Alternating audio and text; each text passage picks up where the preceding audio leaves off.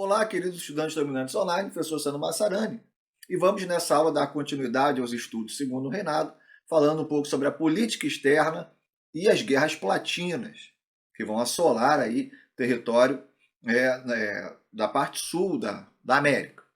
Bem, primeiro vamos falar sobre a questão Cris. Aqui nós temos uma charge retratando o embaixador inglês, segurando uma bomba. Realmente o embaixador era bem explosivo, vamos dizer assim. O que foi a questão Cris? A questão Cris, pessoal, é um problema diplomático entre Brasil e Inglaterra, devido principalmente às ações do embaixador inglês no Brasil, William Dougal Christie, uma figura muito polêmica e temperamental. Tá? Vários fatos vão levar a esse atrito diplomático entre Brasil e Inglaterra. Em 1860, dois marujos ingleses vão assassinar um funcionário da alfândega no Rio de Janeiro e vão escapar, vão sair ilesos graças à ação do embaixador. Isso vai trazer muita insatisfação popular, isso foi bem noticiado na época. E nós vamos ter em 1861 o saque de um navio inglês no sul do Brasil, o Prince of Wales. O navio estava afundando, a galera foi lá, saqueou o navio. E um ano depois, em 1862, vamos ter a prisão de marinheiros, com oficiais britânicos que estavam fazendo muita bagunça no Rio de Janeiro, uma baderna lá, são presos por desacato, e o embaixador exigiu desculpas imediatas. Na verdade, o embaixador, o William Christie, vai exigir indenização ao saque do navio, uma indenização financeira, pelo navio que estava afundando, e vai exigir aí desculpas dos policiais e do governo brasileiro pela prisão dos ingleses após a baderna no Rio. O que vai acontecer? O Brasil, o Pedro II, ele vai pagar a indenização, mas ele não aceita dar desculpa pela prisão dos ingleses que causaram a confusão no Rio de Janeiro. E aí o embaixador Christie, então, vai ordenar que a marinha inglesa vai capturar alguns navios, inclusive, no Porto Rio de Janeiro, e vai ordenar o apontamento de canhões para a cidade do Rio. Havia toda essa preocupação com a proteção do Rio de Janeiro, da Baía da Guanabara, etc., porque era muito vulnerável a ataques marítimos. E aí o embaixador inglês, isso vai causar muita tensão, porque o Brasil também vai apontar canhões para os navios ingleses. Então ficou muito próximo aí de um conflito bem pesado, armado. Como comentamos, o Pedro II ele vai pagar a indenização, mas ele se recusa a dar qualquer tipo de desculpa e exige uma resposta, uma retratação inglesa sobre essa ameaça que o embaixador realizou. Na diplomacia da época, ainda há alguma prática semelhante hoje, quando há um atrito entre dois governos, um terceiro, um país neutro, decidiria a questão. Então, nesse caso, entre Brasil e Inglaterra, coube ao imperador belga Leopoldo I a decisão.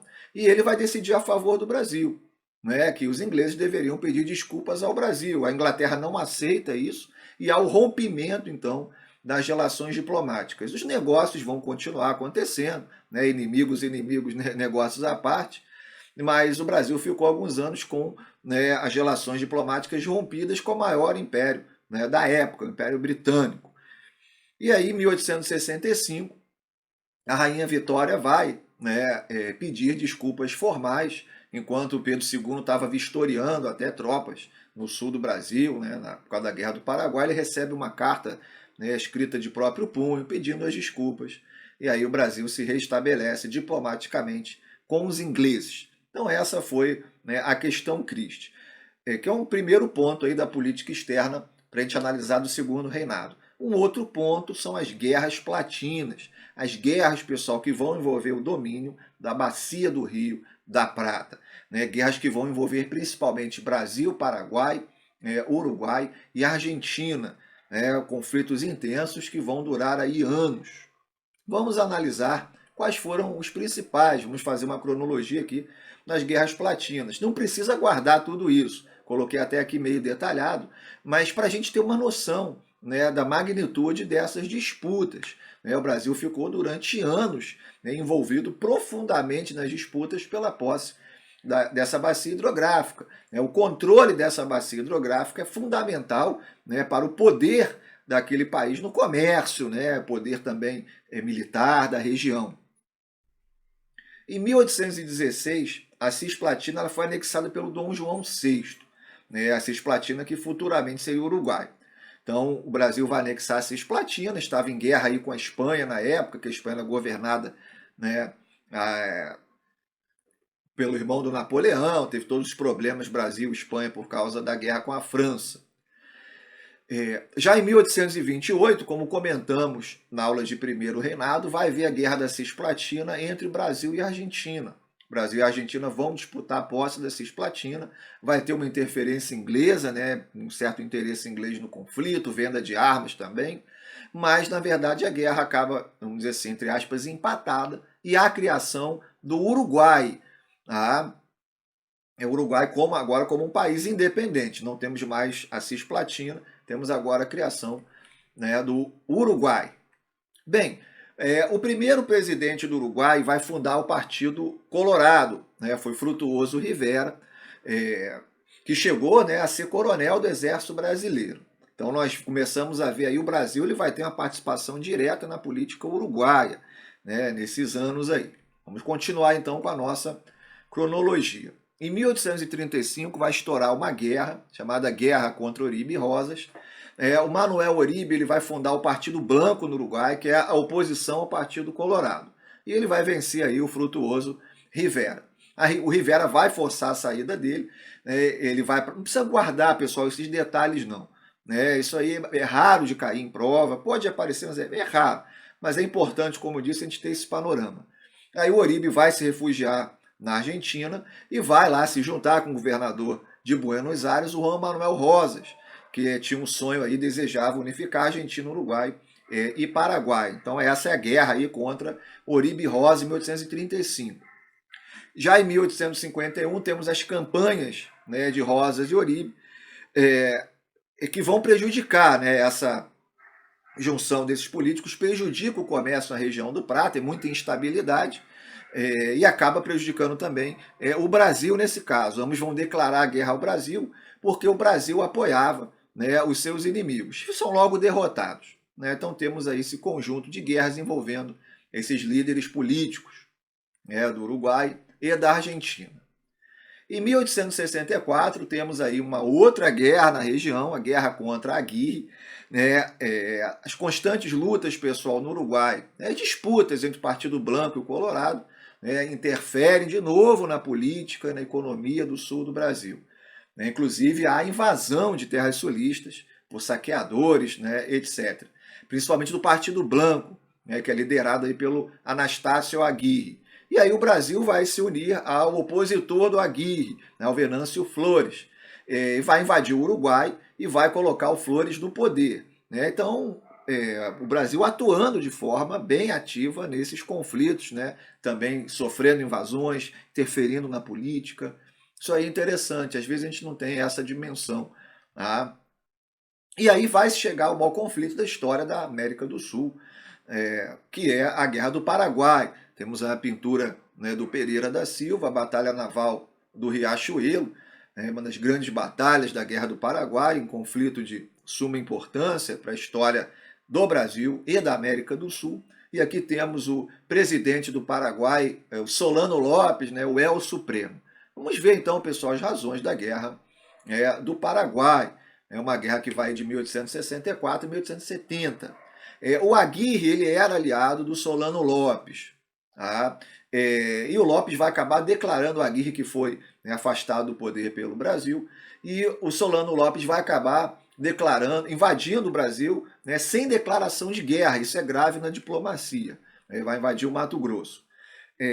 O Paraguai, nessa época, alguns livros mais antigos, um pouco antigos, vão exaltar muito o Paraguai dessa época, sendo que o Paraguai era quase um país desenvolvido. Não necessariamente, mas o Paraguai tinha umas características interessantes. Dava sim valor a uma política industrial, tinha um índice de desigualdade, de analfabetismo mais reduzido, né? Tinha uma dependência externa mais também reduzida, e tinha um exército forte. O Paraguai tinha um exército bem treinado. Era um país que já, o primeiro país já a instalar ferrovias na América do Sul também, né, o Paraguai. Então não era uma superpotência, mas era um país que tinha umas características interessantes, tá, ao entrar aí no conflito. E é muito importante também, tá, o desejo do Lopes era formar, do Solano Lopes, o Grande Paraguai.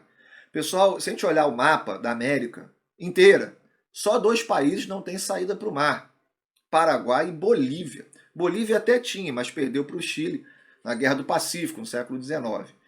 Uma saída para o mar ela é crucial para os interesses econômicos de uma nação.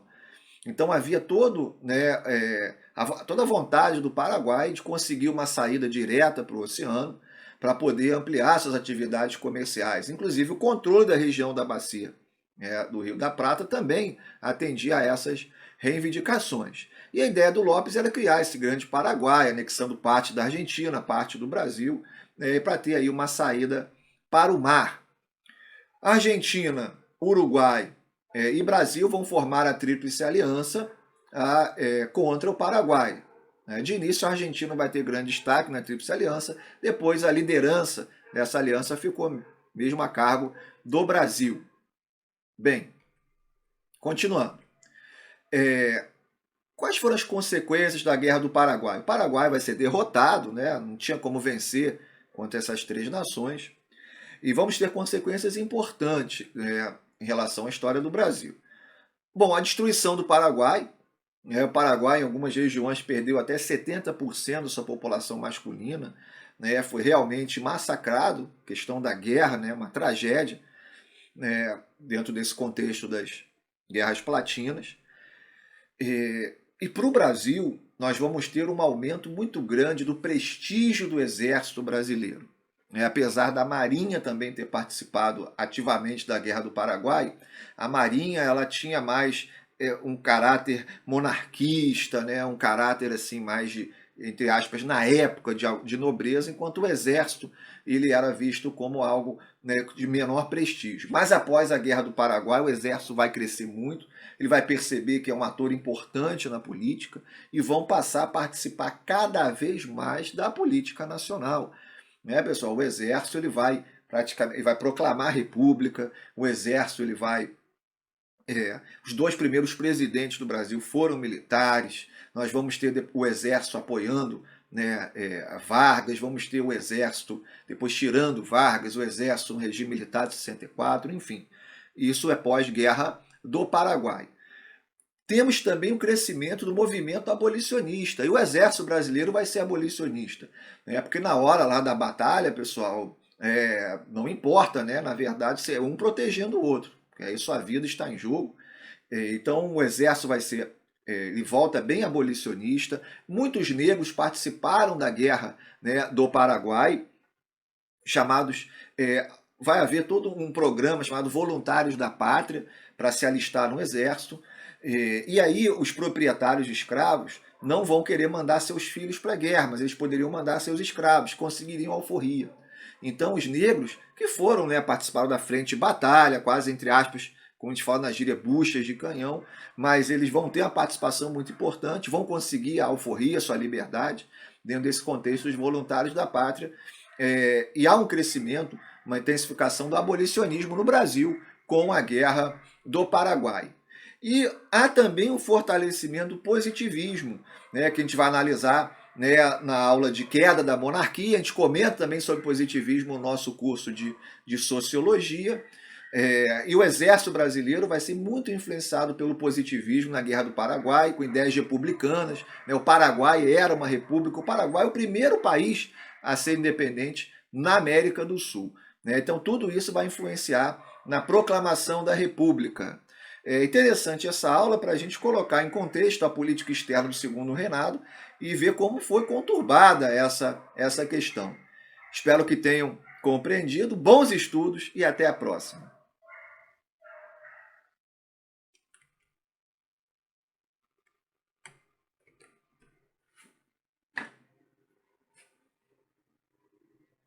Deixa eu ver, pode ser que eu tenha que gravar isso novamente.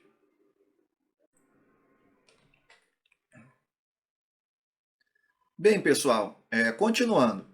Quais foram as consequências da Guerra do Paraguai? vamos ter a destruição do Paraguai, né? E alguns locais do Paraguai, 70% da população masculina morreu na guerra. Uma tragédia monumental. O Paraguai vai contrair uma dívida externa com o Brasil gigantesca que o Getúlio Vargas perdoou, porque o Paraguai não tinha a mínima condição depois de pagar isso. Então o Paraguai ficou bem, né, destruído com a guerra. E no Brasil? Vamos ter um crescimento muito forte do prestígio político do Exército brasileiro. A Marinha também participou ativamente da guerra, mas a Marinha, na época, era vista como, né, uma força armada mais nobre, né, mais de acordo com os interesses da monarquia, ao contrário do Exército, que tinha menor prestígio. Mas isso muda com a Guerra do Paraguai bastante, porque o Exército fica ciente da sua importância e vai passar a exigir maior atenção política, né, dentro do cenário político nacional. E isso vai se dar nas próximas décadas, né? Foi o Exército que proclamou a República, o Exército que ajudou a colocar Vargas no poder, que tirou Vargas. Enfim, o Exército vai governar na época do regime militar, de 64. Então, a partir da Guerra do Paraguai, o Exército vai ter um prestígio político e vai exigir um prestígio político, né, uma atenção política. Bem, vamos ter também o crescimento do abolicionismo, a ideia da abolição da escravatura. Por quê? Temos um programa chamado Voluntários da Pátria, né, onde tinha o objetivo de enviar soldados para a Guerra do Paraguai, e aí muitos escravistas, por exemplo, não vão querer enviar seus filhos para a guerra, mas poderiam enviar escravos no lugar. E aí esses escravos conseguiriam alforria. Nós vamos ter muitos negros no exército brasileiro, né, na Guerra do Paraguai. Apesar dos negros serem muitas vezes de linha de frente, mas vai, né, dentro do ambiente de guerra, criar-se, né, um ambiente de proteção mútua, de integração. O Exército Brasileiro passa a ser bem abolicionista e há também o crescimento do ideal abolicionista no Brasil por causa da participação, né, de soldados negros, né, na Guerra do Paraguai, a ideia da alforria destes soldados. Esse é um ponto importante. Temos também o fortalecimento do positivismo dentro do Exército. O positivismo que a gente fala no nosso curso de Sociologia, e também vamos comentar quando a gente falar sobre a queda da monarquia, defende aí, nesse caso, ideias republicanas. Então, o Paraguai era uma república. O Paraguai é o primeiro país independente da América do Sul, isso é interessante também, e era uma república. Então isso vai influenciar também o exército brasileiro. Então a gente observa que, né, o Brasil também acabou sendo bem influenciado por algumas, né, algumas ideias que vinham do Paraguai também. Então essa ideia vai influenciar com certeza e muito a proclamação da República, né, o positivismo do exército brasileiro, de parte do exército. E a Guerra do Paraguai, pessoal, vai desgastar muito a imagem do Pedro II e da monarquia. Foi uma guerra longa, para muitos uma guerra que nos últimos, principalmente no final, não havia necessidade, né, de continuar aquela guerra. O Pedro II ele vai teimar em querer assassinar o Solano Lopes, inclusive vai enviar o genro dele, né, o Conde Deu, francês, casado com a princesa Isabel, né, e não vai sossegar enquanto Solano Lopes, né, não tivesse sido assassinado, e não sossega. Então isso vai desgastar. Uma guerra, pessoal, é muito custosa para a economia, para a sociedade. Então começa mesmo aí um declínio, né? A Guerra do Paraguai dá uma intensificada e começa um declínio né, de uma discussão de um declínio da monarquia, com a Guerra do Paraguai, pois vai intensificar problemas, né, para o Pedro II. Bem, então acho que essa aula foi bem importante para a gente poder ter esse panorama, né, de que o Brasil participou de várias guerras no século XIX, a política externa foi bem conturbada. Eu aguardo vocês para a continuação dos nossos estudos do Segundo Reinado. Até lá!